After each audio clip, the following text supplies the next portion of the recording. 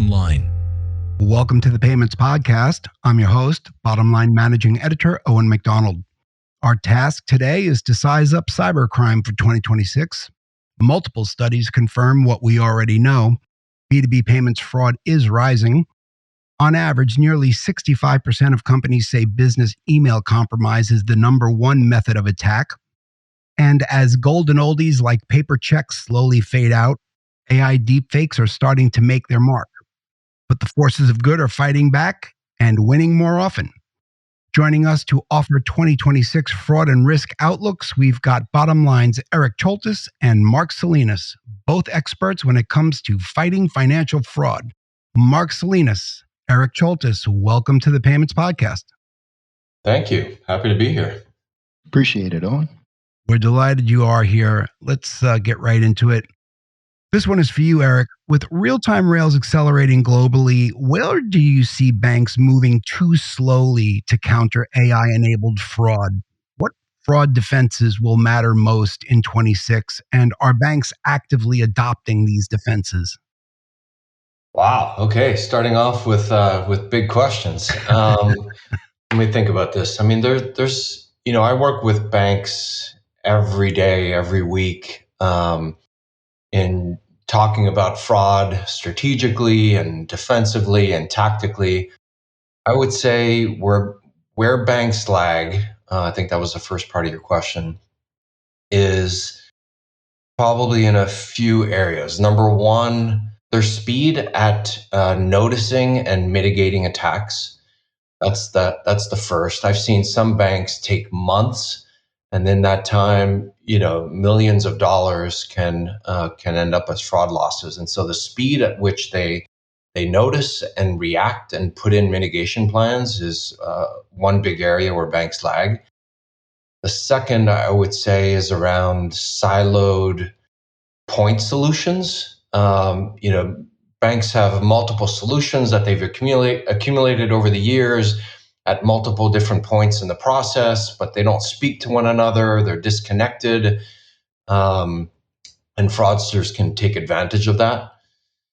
I would say another area is relying on detection too late in the payment lifecycle. If you do it too late in the process, yes, you can still detect, but it's more expensive and more difficult to claw back those transactions. And then probably the last area I'd say where banks really lag is around kind of the set and forget mindset.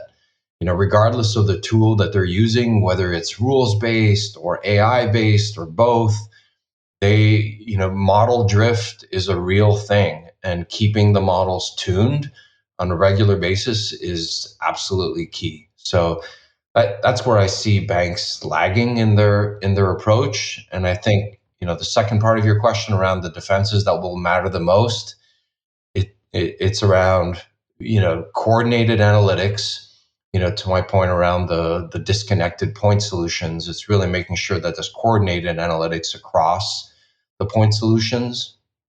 It's making sure that you have a fraud solution that's future-proof, that can be augmented with third-party tools that exist in the market today, but also those that'll be coming out tomorrow. Another area of defense is around accounts payable automation. Solutions that have closed vendor networks that banks and corporates can depend on. And then probably last but not least is consortiums. Consortiums of information that allow banks and corporates to kind of share information. Okay, that is a lot of information and very valuable.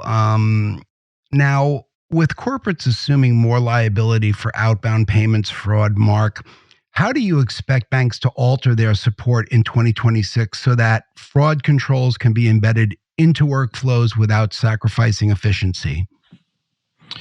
Well, first off, I'll second your point about corporates assuming more liability for fraud. Those checks, they're not fading as fast as we'd like in the U.S., Owen, and we're seeing a big uptick in banks of all sizes, providing and strongly encouraging even the smallest clients to adopt more traditional solutions like reverse positive pay, where their lower volume check writers are given the opportunity to review all the checks they write for fraudulent activity. These traditional solutions have been around for a while, though. They're pretty reactive. And while they can help form an effective first line of defense, fraudsters, of course, find new and creative ways around them. They're exploiting the fact that, traditional monitoring at the core is really just too far downstream.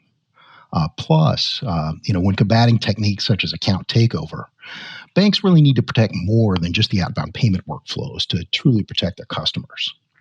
So, to fully defend against outbound payment fraud, banks really need to increase interdiction efforts at the top of the funnel.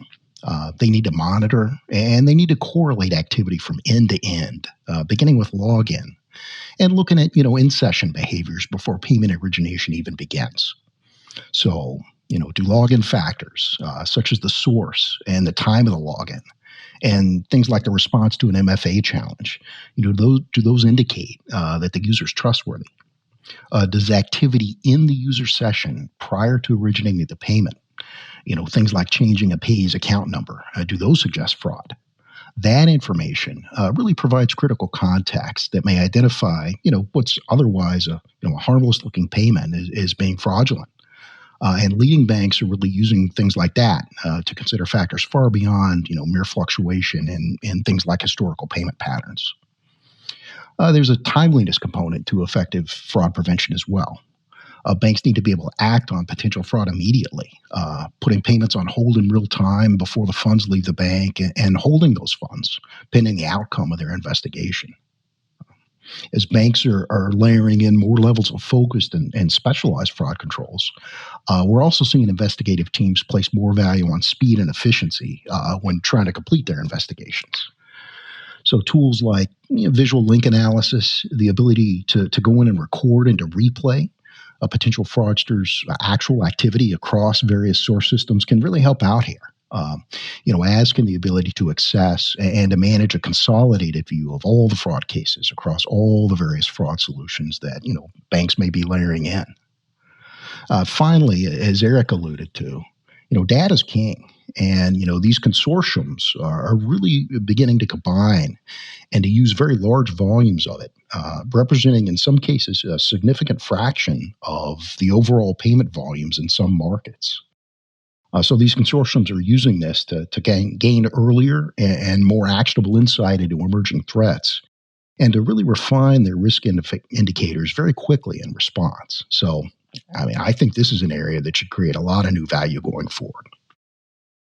Back to you, Eric. In commercial banking and payments, account takeover is a dreaded form of fraud.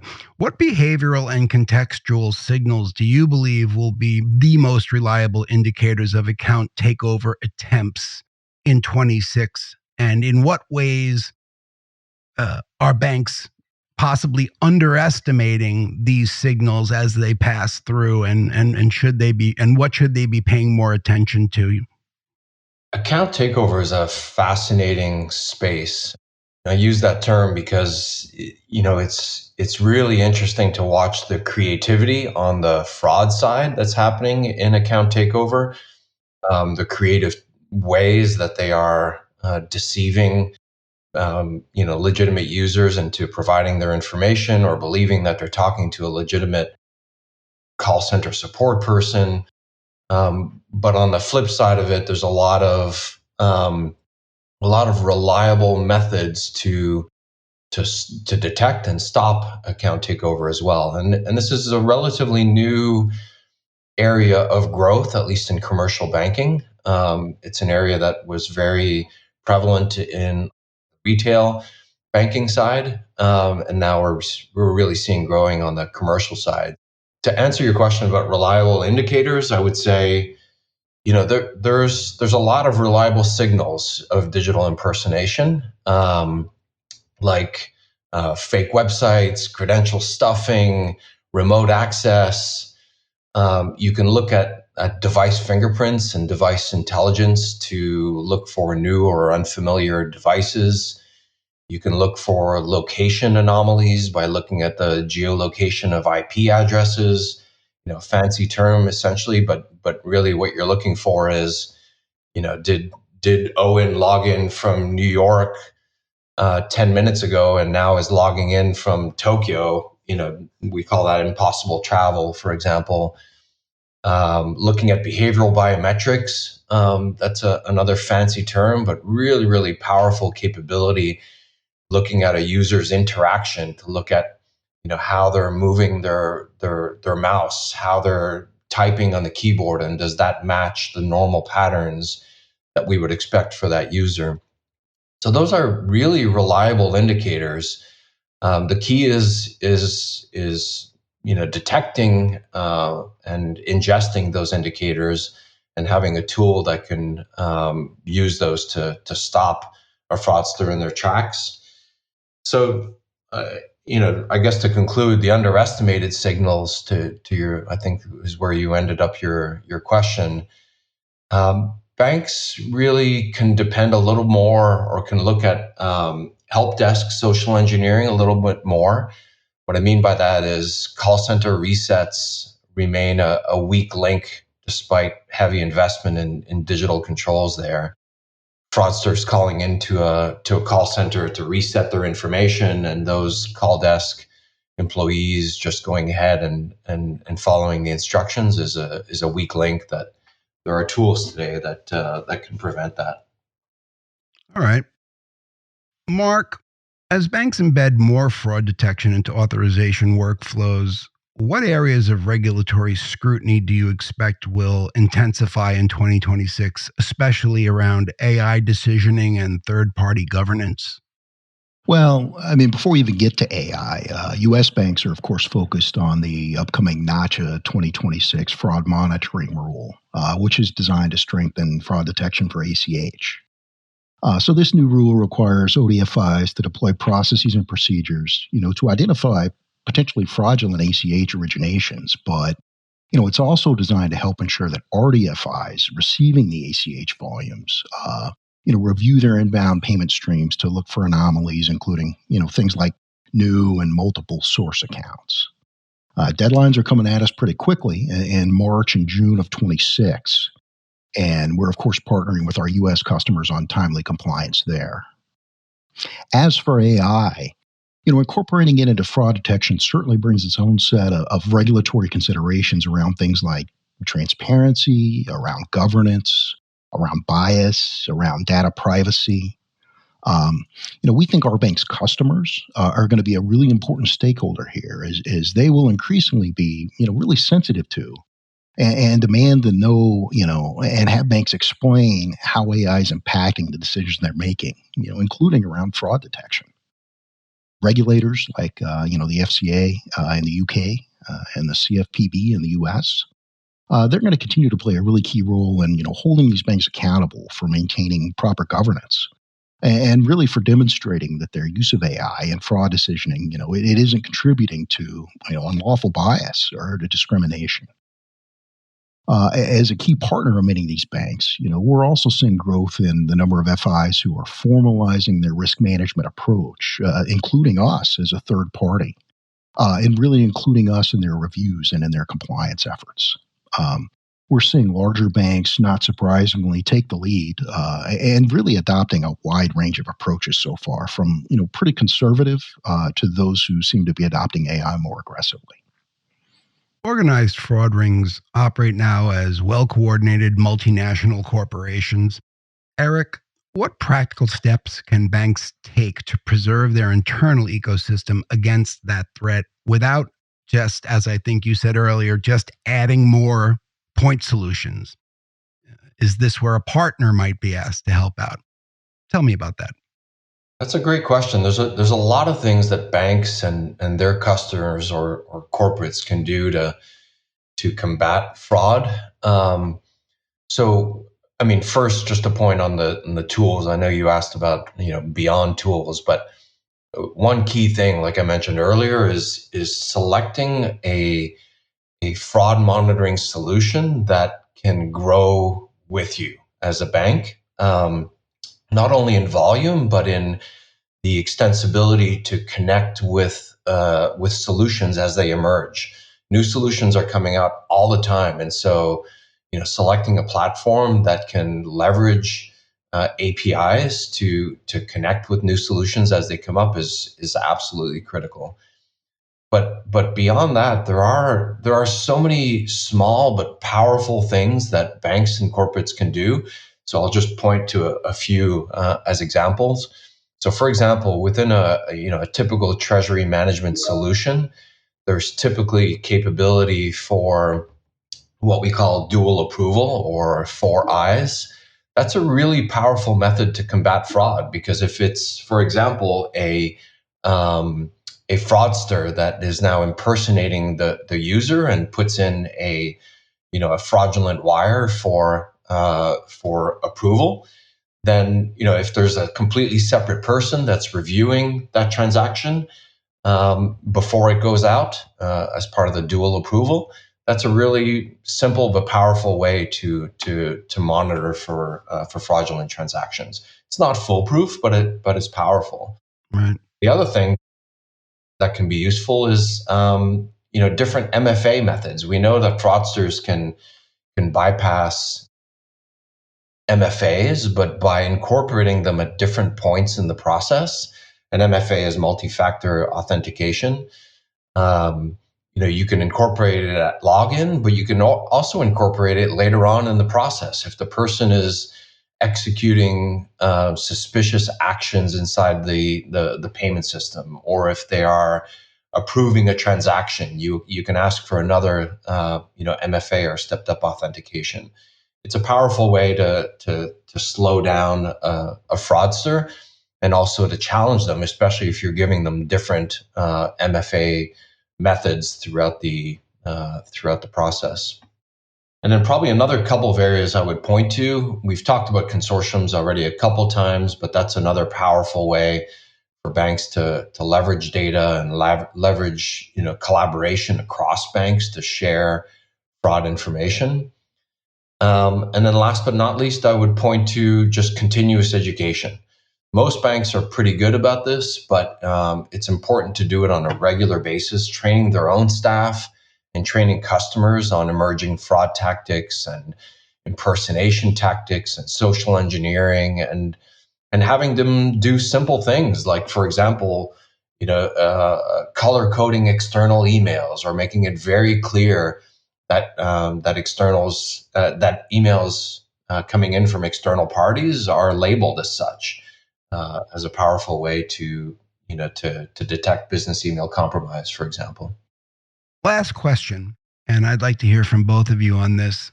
Tell me about the importance of, and ironically, you've both touched on this already in this interview, but it's such an important point that I wanted to get your thoughts. Tell me about the importance of shifting fraud detection upstream for both banks and corporates. What is the importance of that? Why is that suddenly appearing on everybody's agendas? And is this another place where partners can play an important role? Marc, let's hear from you first. Well, yeah, I tipped my hand earlier. I definitely agree that, shifting fraud controls upstream is essential to countering, the more focused and the more sophisticated threats we're seeing today targeting business payments. Obviously, the earlier the better. It reduces both cost and complexity for the banks trying to combat this fraud. The ability to catch it early. For example, when a session is in the act of being compromised, or, when a device is flagged as anomalous, as Eric said, this reduces, the number of transactions that, ultimately reach clearing and settlement systems unnecessarily. And, this isn't just a theoretical risk we're talking about here. I mean, PwC's survey, their 2025 commercial banking survey for fraud, it reported a 5-fold increase in fraud attacks on corporates over the last couple of years. So this is very real and coming at us very quickly. And I'll add to that. I mean, the way we're seeing this impact banks and corporates, we're already seeing it happen. We're seeing it on the regulatory side, for example, like the UK's failure to prevent fraud regulation, or in North America, the NACHA 2026 operating rules are already pushing banks and corporates to screen for fraud regularly and at multiple different points in the process. And so, like Marc mentioned, upstream controls are important, but it means for corporates that they have to invest in fraud analytics and identity verification earlier in the life cycle, even sometimes within their ERPs. One of the trends that we're seeing larger corporates move forward with is what's called embedded banking, where the treasury management system is built right into their ERP. But what that means is now the corporates have to invest in not only the embedded banking capability right in the ERP, but also the fraud checks right there within the ERP and at multiple points in their processes within procurement and payroll and all their treasury workflows. It's a large impact to companies and to banks to detect fraud and to do it as early as possible in the process. Digital fraudsters are using AI and pressing their advantage in ways we've never seen before. Fortunately, the business payments sector is quick in the uptake, which gives us all hope for a more fraud-free year in 2026. My thanks to our exceptional guests, Bottomline's Marc Salinas and Eric Choltus. To our audience, the smartest people in B2B payments, thanks for listening. Hit subscribe. Catch us again on your favorite podcast platforms, including Apple, Spotify, Blueberry, iHeartRadio, and YouTube. Bye for now.